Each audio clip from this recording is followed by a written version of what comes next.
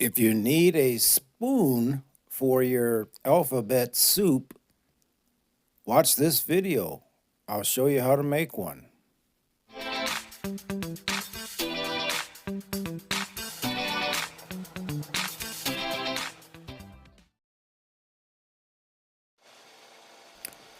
Wooden spoons have been used since prehistoric times, with the first documented use being in the 4th century AD.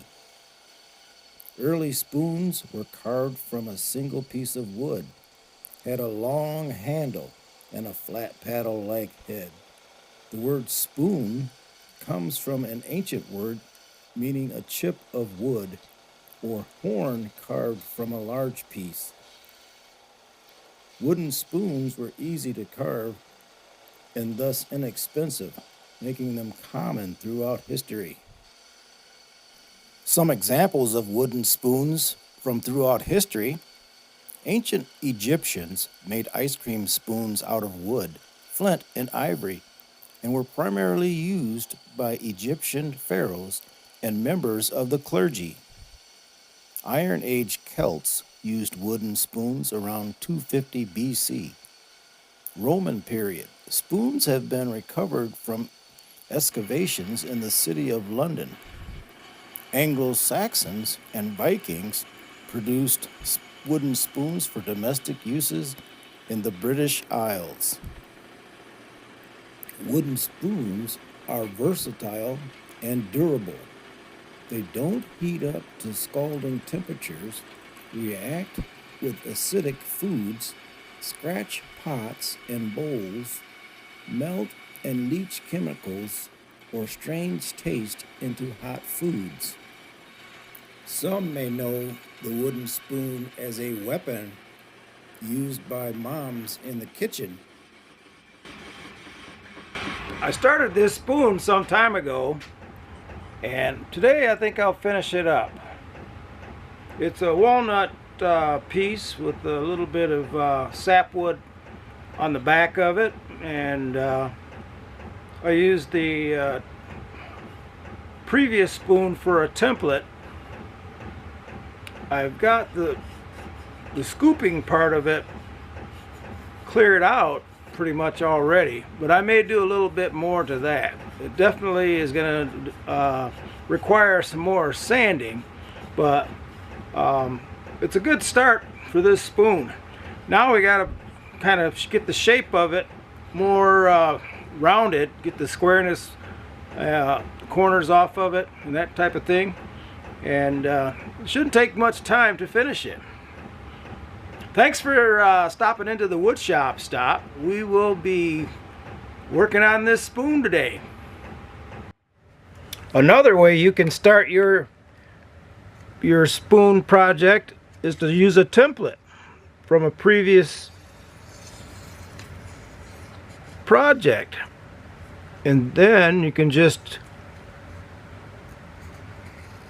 draw the outline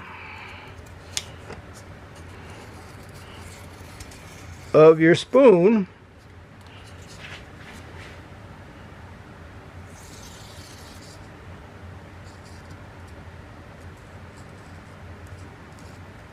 just like that, and there you have it.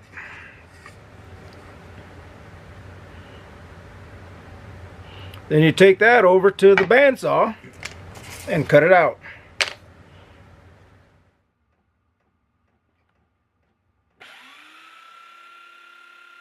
Now I'll use the belt sander as a shaping device.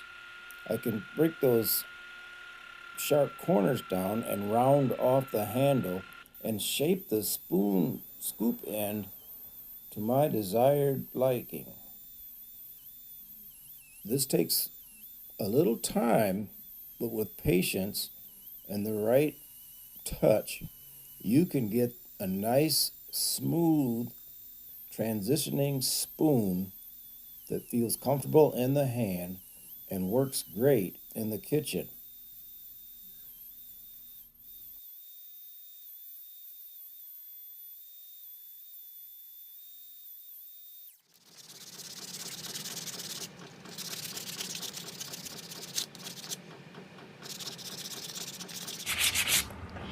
This is 120 grit. And I don't think I want to get it really smooth. I might go 220. We'll see how it feels after I work with this 120.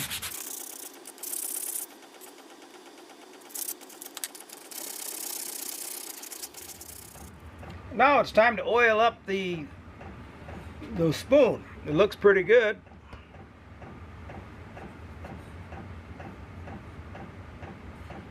I'll put it in this container here. And we'll use cutting board oil.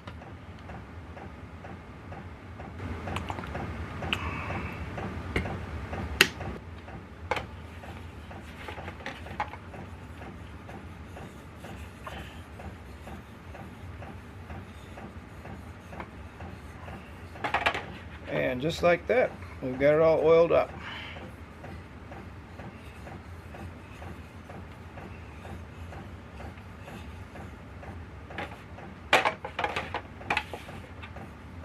We'll let that stay like that for a while.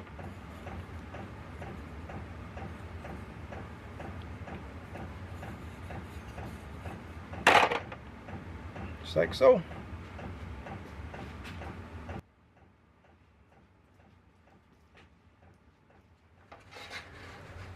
I've let this soak for a couple hours now, and I applied another coat of oil to it before the second hour. So now it's time to remove the excess oil and apply the conditioner. It's a wax-based conditioner, and it's supposed to help to seal in the oils and protect the spoon. Basically protecting the wood. And there you have it.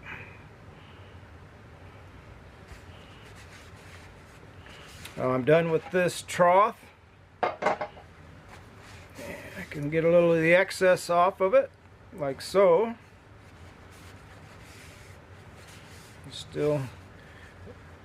It's quite saturated. The oil goes deep into the wood, so it's still leaking out oil as I wipe it off.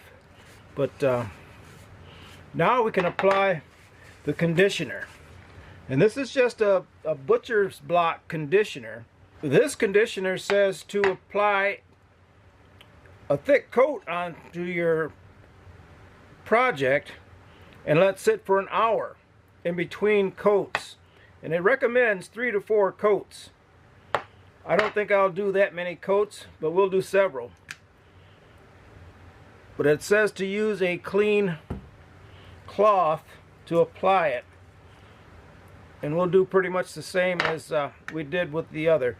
But it wants you to shake it up very good before you use it. So I'll shake it up.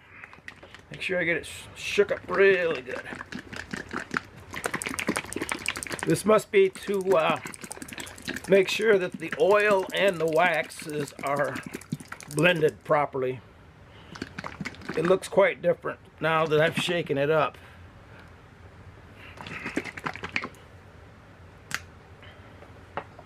I'm just going to put some on like I did before.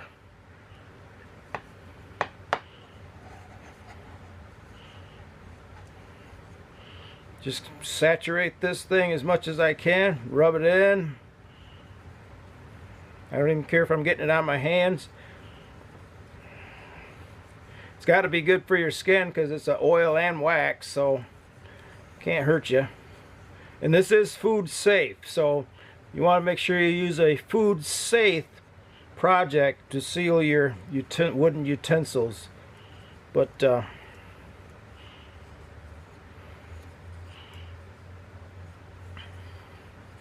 and that's all you have to do. Now I'm going to let this sit. It's got a good coating on there. I'm going to let it sit for an hour or more. Then I'll come back and I'll apply another coat. And here's the finished spoon on the counter of the place where it will be used. A local retailer.